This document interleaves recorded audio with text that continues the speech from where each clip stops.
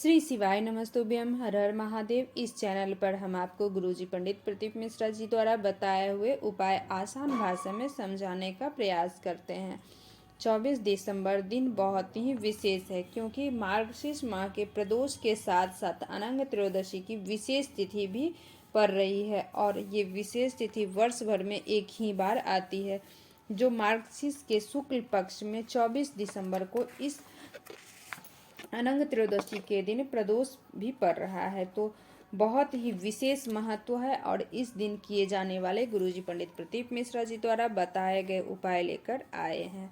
तो अनंग त्रयोदशी का महत्व बताते हैं। गुरुजी ने बताया, जिस परिवार में पति पत्नी का झगड़ा चलता हो, पत्नी मायके में रह रही हो या पति का स्मरण किसी दूसरी जगह चल रहा हो, तो इसमें अनंग त्रयोदशी का महत्व अनंग होता है। पति पत्नी का आपस में जो विवाद चलता है उसमें सामंजस्य बनाए रखने के लिए इस अनंग त्रयोदशी में कुछ उपाय गुरुजी ने बताया है, जिसमें आपको कच्चे दूध का उपयोग करना है, करते हुए उपाय किया जाता है और किन नामों का स्मरण करना है उसकी पूरी जानकारी आपको इसी वीडियो के अंत में प्राप्त होने वाली है।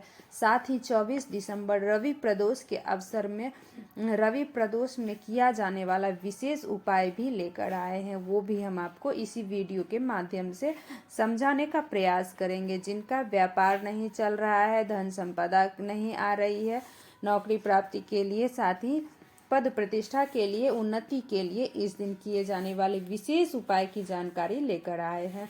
सभी उपायों की जानकारी आपको इसी वीडियो के माध्यम से प्राप्त होने वाली है। तो अगर मेरे वीडियो पे नए हो तो सब्सक्राइब कर लो, बेल आइकन दबा दो ताकि मेरे अगली वीडियो की नोटिफिकेशन आपको मिल सके। पंडित प्रदीप मिश्रा जी द्वारा बताए हुए सारे उपाय की जानकारी मैं आपको इस वीडियो में देते रहती हूँ। तो बढ़ते हैं पहले उपाय की ओर।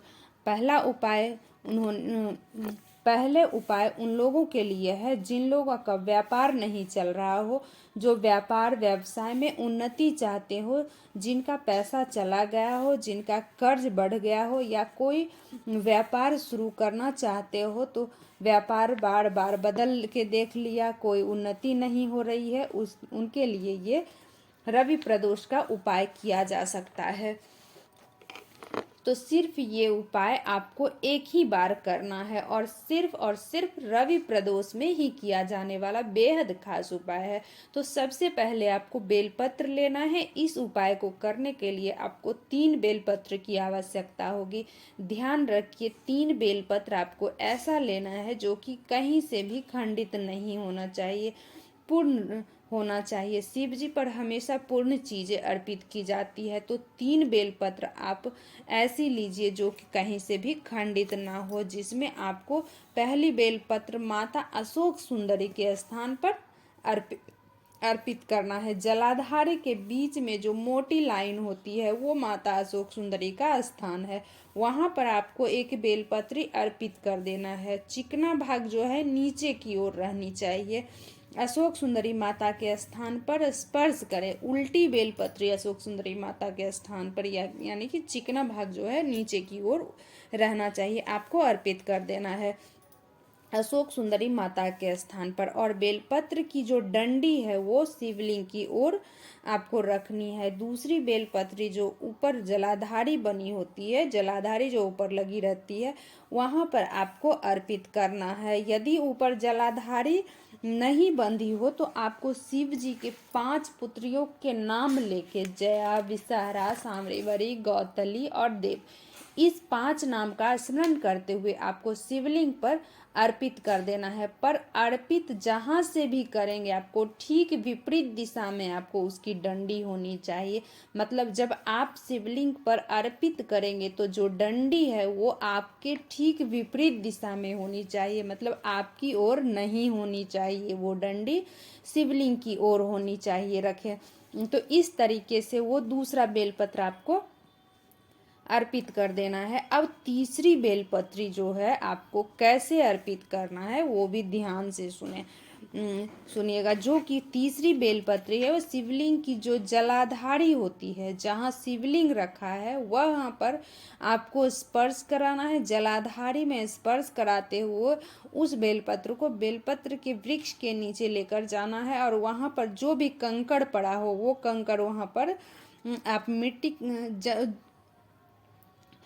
कंकड़ पर चढ़ाना है। आप मिट्टी का ढेर, अगर कंकर ना मिले तो मिट्टी का ढेर बना लीजिए। यदि आपको कोई कंकर भी नहीं मिल रही तो मिट्टी का ढेर ऊपर उठा के आपको उस बेलपत्री को अर्पित कर देना है। बस ध्यान रखिए, जो बेलपत्र की डंडी है वो बेलपत्र की वृक्ष की ओर होनी चाहिए। इस तरीके से वो बेलपत्री आपको समर्पित कर देना है। तीनों बेलपत्र अर्पित करते समय आपको श्री शिवाय नमस्तुभ्यम मंत्र का स्मरण करना है और आपकी कामना करना है। व्यापार व्यवसाय उन्नति के लिए इस उपाय को किया जाता है। पैसे जो कि चला गया है वो वापस आपको मिल जाएगा। यदि आप नया व्यापार शुरू भी कर रहे हैं तो भी आप इस उपाय को कीजिएगा, आपको नए व्यापार में भी तरक्की देखने को मिलेगी। सिर्फ और सिर्फ रवि प्रदोष में किया जाने वाला खास उपाय है। अब बढ़ते हैं अगले दूसरे उपाय की ओर।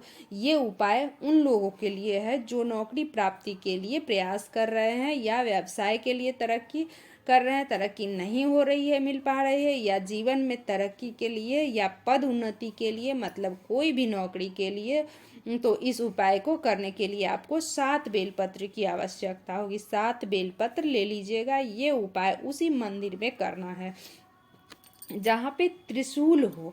त्रिशूल में इस उपाय को करना है। जो त्रिशूल की 3 धारियाँ होती है, जो 3 नोक होती है, सबसे पहले वाली धारी में आपको 7 बेलपत्र को स्पर्श कराना है। फिर बीच वाला में नहीं सटाना है। उसके बाजू वाली जो राइट साइड वाली है वो आपको स्पर्श कराना है। अंत में बीच वाली नोक पर आपको स्पर्श कराते हुए वो 7 बेलपत्री को आपको माता अशोक सुंदरी के स्थान पर अर्पित कर देना है। मतलब आपको त्रिशूल के जो 3 नोक है, लेफ्ट वाली, राइट वाली और अंत में बीच वाली 3 नोकों में स्पर्श कराते हुए बेलपत्र अशोक सुंदरी माता के स्थान पर अर्पित करना है। जब कराएंगे तो जो बेलपत्र की डंडी है वो जलाधारी की ओर करते हुए अर्पित कीजिएगा। श्री शिवाय नमस्तुभ्यम मंत्र का स्मरण कीजिएगा और कामना कीजिएगा। आप जिस भी कामना को लेके इस उपाय को कर रहे हैं, सिर्फ और सिर्फ प्रदोष में किया जाने वाला ये बेहद ही खास उपाय है। अब बढ़ते हैं अगले तीसरे उपाय की ओर। घर में धन संपदा के लिए, व्यापार उन्नति के लिए 3 जगह दीपक लगाना है। शुरू कर दीजिए। यदि आप प्रदोष व्रत भी नहीं कर सकते हैं तो आप इस उपाय को जरूर कीजिएगा। आपको पहला दिया भोलेनाथ के मंदिर में, शिव मंदिर में लगाइएगा। जब आप पहला दिया शिव मंदिर की चौखट पर लगाइएगा। हो सके तो चौखट पे लगा सकते हैं या आप शिव मंदिर के अंदर भी लगा सकते हैं। शिव जी के समक्ष में लगा सकते हैं। तो वो दिया आपको गोल बाती का लगाना है, घी का दिया लगाना है। पहला दीपक आपको शिव मंदिर में लगाना है।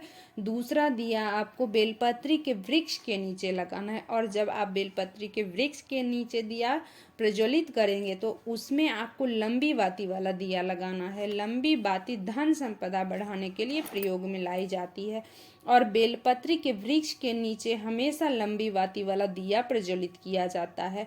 जब आप प्रदोष काल में बेलपत्री के वृक्ष के नीचे लंबी बाती वाला दिया का घी का दिया प्रज्वलित करेंगे तो वहाँ पर श्री शिवाय नमस्तुभ्यम मंत्र का भी स्मरण कर लीजिएगा। साथ में ही में जो भी आपकी कामना होगी वो भी आप बोल दीजिएगा। वहाँ की रज को अपने मस्तक पर जरूर लगाइएगा। और जो तीसरा दिया है आप उसको आपको घर की चौखट पर जरूर लगाइएगा। जब आप बाहर से अंदर की ओर आते हैं तो प्रवेश करते हैं तो अंदर की ओर देखते हुए राइट हैंड साइड में आपको वो दीपक लगाना है। जब आप घर के चौखट से में दिया लगाएंगे तो उसमें भी आपको लंबी बाती का उपयोग करना है। बस आपको 3 जगह 3 दिए आपको लगा देना है। प्रदोष के दिन प्रदोष प्रदोष काल में ये दिया आपको लगाना है। अब बढ़ते हैं अगले 5वें उपाय की ओर। अनंग त्रयोदशी को बताते हुए गुरुजी ने बताया था कि जिस परिवार में पति पत्नी में नहीं बनता है, विवाद बना रहता है, पत्नी मायके रहती है, दोनों में नहीं बन रहा है, या पति का स्मरण किसी दूसरी जगह पर चल रहा हो, तो इसमें अनंग त्रयोदशी के पूजन का महत्व होता है। इस दिन केवल भगवान शंकर के शिवलिंग में माता पार्वती की जो पीठिका का होता है, गोल कटी भाग होती है, उसमें कच्चे दूध की मात्र उंगली को फेर देना है। अर्थात कच्चे दूध में आप अपनी उंगली भिगो लीजिए। गाय का कच्चा दूध होना चाहिए। इस बात का भी आपको ध्यान रखना है। बस जो दूध में आपका उंगलियां भिगोकर शिवलिंग की कटी भाग में जहां पर शिवलिंग रखा हो वहां पर आपको कामदेव रति और शिव पार्वती का नाम लेते हुए आपको उस कच्चे दूध के भिगोई हुई उंगलियों को फेर देना है। और कटी भाग में जब आप उंगलियां दूध की फेरेंगे तो आपको रति, कामदेव, शिव पार्वती का नाम लेते हुए उंगलियां फेर देना है। बस आपको इतना ही करना है। पति या पत्नी कभी भी कोई भी गलत मार्ग पर नहीं जा सकते हैं। ये उपाय पति या पत्नी कोई भी कर सकते हैं, क्योंकि यही वो दिन होता है जिसमें शिवजी ने कामदेव को भस्म किया था, अनंग कर दिया था। इसलिए इसे अनंग त्रयोदशी के रूप में मनाया जाता है। और ये वही दिन है जिस दिन शिवजी भोलेनाथ अपने साड़ू भाई अर्थात कामदेव के साथ पूजाए जाते हैं। तो मेरी वीडियो आपको ये कैसी लगी हो कमेंट बॉक्स में श्री शिवाय नमस्तुभ्यम जरूर लिखिएगा। अगर कोई बात समझ में नहीं आती हो आप लोगों को तो कमेंट बॉक्स के द्वारा पूछ सकते।